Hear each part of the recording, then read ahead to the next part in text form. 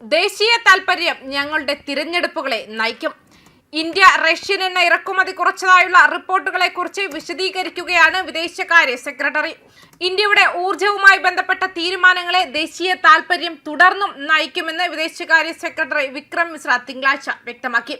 രാജ്യത്തിന്റെ ഊർജ നയത്തിന്റെ പ്രധാന ചാലകശക്തികൾ പര്യാപ്തമായ ലഭ്യത, ന്യായമായ വില നിർണ്ണയം, വിതരണത്തിന്റെ വിശ്വാസ്യത എന്നിവയാണെന്ന് അടിവരയിട്ടു.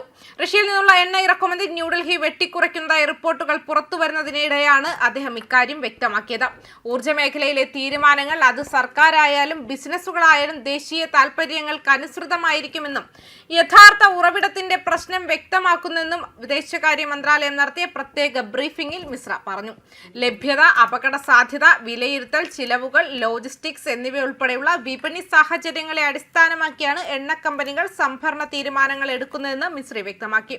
അതേസമയം ആന്തരിക ഉത്തരവാദിത്തവും വിശ്വാസ്യതയും പാലിക്കുന്നു. ഊർജത്തിന്റെ യഥാർത്ഥ ഉറവിടത്തെ സംബന്ധിച്ചിടത്തോളം വിപണി സാഹചര്യങ്ങളെ അടിസ്ഥാനമാക്കി തീരുമാനങ്ങൾ എടുക്കുന്ന എണ്ണ കമ്പനികളാണ് ഇത് ഏറ്റെടുക്കുന്നത്.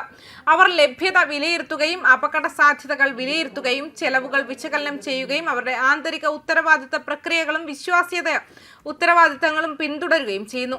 ഏത് സമയത്തും സാമ്പത്തികവും ലോജിസ്റ്റിക്കൽ വശങ്ങളും ഉൾപ്പെടെയുള്ള സങ്കീർണമായ പരിഗണനകൾ ഈ കമ്പനികൾ കണക്കിലെടുക്കേണ്ടതുണ്ട്. ഈ പരിഗണനകളെ അടിസ്ഥാനമാക്കിയാണ് ഈ മേഖലയിൽ നിങ്ങൾ തുടർന്നും കാണാൻ പോകുന്നത്. അത് സർക്കാരായാലും ബിസിനസ്സുകളായാലും ദേശീയ താൽപര്യം നമ്മുടെ തിരഞ്ഞെടുപ്പുകളെ നയിക്കുന്നത് തുടരും.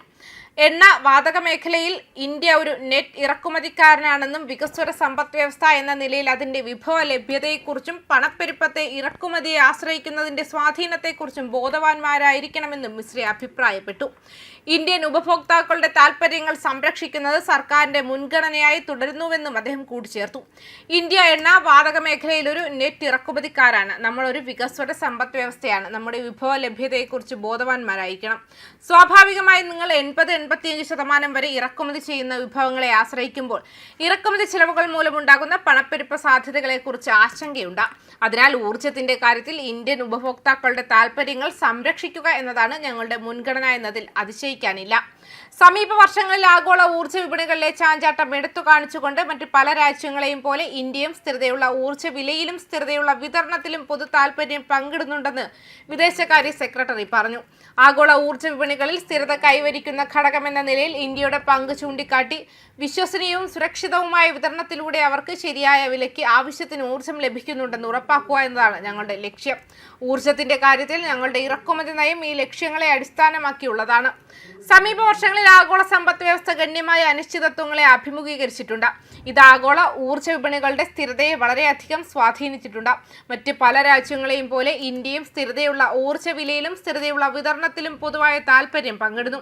ഊർജ്ജത്തിന്റെ ഏറ്റവും വലിയ ഉപഭോക്താക്കൾ ഒന്നു മാത്രമല്ല, ആഗോള ഊർജ്ജ വിപണികളിൽ സ്ഥിരത കൈവരിക്കുന്ന ഘടകമെന്ന നിലയിൽ ഇന്ത്യ ഒരു പ്രധാന പങ്ക് വഹിക്കുന്നുണ്ടെന്ന് ഞാൻ അടിവരയിടുന്നു. അതുകൊണ്ടാണ് നമ്മൾ ഒന്നിലധികം വിപണികളിൽ നിന്നും ഊർജ്ജം ഇറക്കുമതി ചെയ്യുന്നത്. ഇന്ത്യ അസംസ്കൃത എണ്ണ ഇറക്കുമതിക്ക് ഒരു സ്രോതസ്സിനെയും ആശ്രയിക്കുന്നില്ലെന്നും പകരം ഡസൻ കണക്കിന് രാജ്യങ്ങളിൽ നിന്നാണ് ഊർജ്ജം ശേഖരിക്കുന്നതെന്നും വ്യക്തമാക്കി. ഇറക്കുമതി സ്രോതസ്സുകളുടെ മിശ്രിതം വിപണി സാഹചര്യങ്ങൾക്കനുസരിച്ച് സ്വാഭാവികമായും വ്യത്യാസപ്പെടുന്നു. നമ്മുടെ ഊർജ്ജ നയത്തിന്റെ പ്രധാന ഘടകങ്ങൾ മതിയായ ലഭ്യത, ന്യായമായ വില നിർണ്ണയം, വിതരണത്തിന്റെ വിശ്വാസ്യത എന്നിവയാണ്. ഡേറ്റ പരിശോധിച്ചാൽ ഡസൻ കണക്കിന് രാജ്യങ്ങളിൽ നിന്നും ഞങ്ങൾ ക്രൂഡ് ഇറക്കുമതി ചെയ്യുന്നു. ഞങ്ങൾ ഒരു സ്രോതസ്സിനെ പോലും ആശ്രയിക്കുന്നില്ല. വസ്തുനിഷ്ഠമായ വിപണി സാഹചര്യങ്ങളെ ആശ്രയിച്ച് സ്രോതസ്സുകളുടെ മിശ്രിതം കാലാകാലങ്ങൾ വ്യത്യാസപ്പെടുന്നത് സ്വാഭാവികമാണ്.